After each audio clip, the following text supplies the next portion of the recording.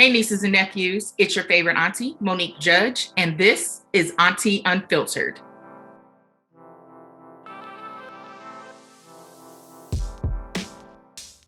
Today on Auntie Unfiltered, I asked a very special person to come on and speak with me. He is my colleague, my coworker, and I'm very, very proud to call him my contemporary, Mr. Michael Harriot. How you doing today, sir? I'm good. You didn't call me your friend. I'm not your friend. You are my friend. Of course you're my friend. I'm like that. That's the biggest. I have to be ready to slap. That's like my big joker card to motherfuckers all the time. Like, nigga, I know Michael Harriot. Shut up. Can't say shit to me. I wanted you to come on today because we've been seeing so much in the news about really how they are conflating, the 1619 Project, critical race theory, and the teaching of accurate history. And something is happening that I have been calling the new COINTELPRO, right? America's new counterintelligence program, where they are putting out misinformation, honestly, to Black people and white people. You have white people who think critical race theory is something that's preaching for the elimination of white people altogether. And you have Black people who believe that critical race theory is harmful because it's teaching their children that they are inferior. Neither of these two things are correct. And you've written extensively on this topic. So I was hoping you could come on and kind of like just give the people a good explanation of what all of this is, where this confusion is coming from, and how you think we can remedy this. You can't put something out to white people that Black people don't consume also. So, it is a counterintelligence program to white people because it's just a part of their overall culture war. My perspective is that when you look at conservatives or Republicans, they ain't got shit, right? So they can't argue the economic thing, right? Because they're giving all the tax breaks and the opportunity to rich people. So they can't argue that. They can't really argue about law and order because they just stormed the motherfucking Capitol. They can't argue about police brutality because, we see the videos of this dude kneeling on people's neck and them opening fire on unarmed Black people. So all they got left is the culture war, and the culture war has always been the same. It's just whiteness. If you get white people to protect whiteness, you are always going to win. And a lot of times, though, I believe white people don't know that they're protecting whiteness because they don't see themselves as white. They see themselves as just people, as Americans. So when you call a white person, it's different from calling a Black person a Black person. Because if you call me Black, I'm like, yeah, I'm Black. But white people just feel like they're Karen or Chad or Connor or Rebecca. They don't feel like they're white. When I was in grad school, I wanted to teach this class called Race as an Economic Construct. I was studying macroeconomics and international business.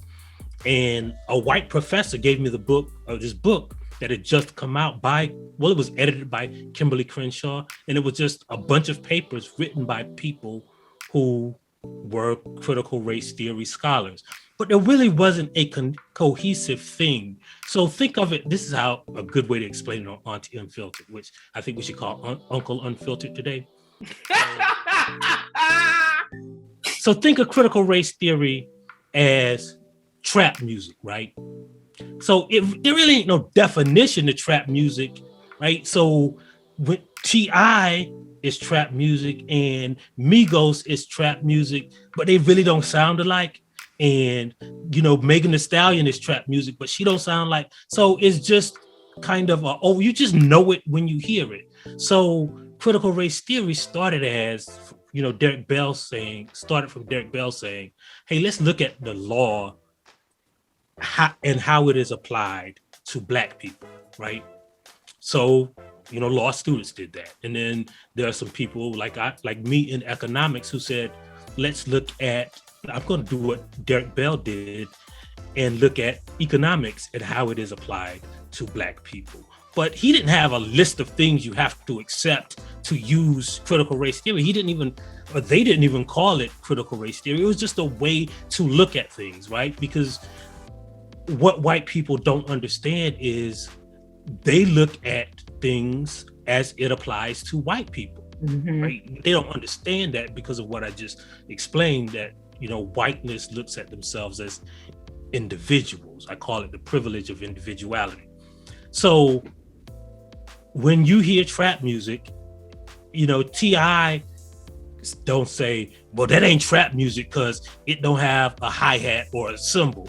And Megan Thee Stallion don't say, that ain't trap music because they ain't talking about drugs. You know, it's just, we know what it is. And it's the same thing with critical race theory. We are approaching this thing that we're talking about in a certain way, right? From a certain position that's kind of like, you know, the racial view, in the same way that trap music is this Southern down home boom bap kind of view that's just the way different from the way that people in New York approach music, approach hip hop.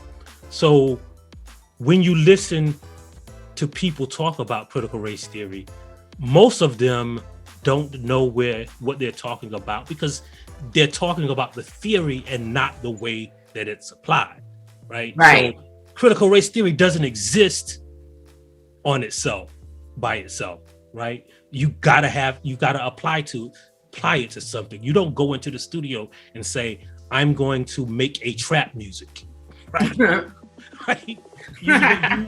You take some music and a sample and some lyrics, and when you're finished, you apply it, you put all those things together, and you apply it to that perspective that you're rapping about. In the same way that if I'm going to talk about economics, I'm going to put my Black perspective. I'm going to put the history of Black people in America and discrimination and slavery, and how that, and infuse all of that into how I approach or teach economics. The way that you do it is you tell a story and you draw people in with that story, and the information is in there. So they're going to get the information because they're so engrossed in their story. And I feel like that's a very unique gift that you have. That's critical race theory. Like, one of the tenets of critical race theory is telling personal stories, right? So you infuse facts.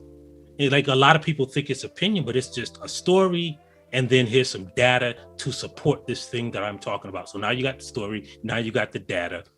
Make of it what you will. That is critical race theory.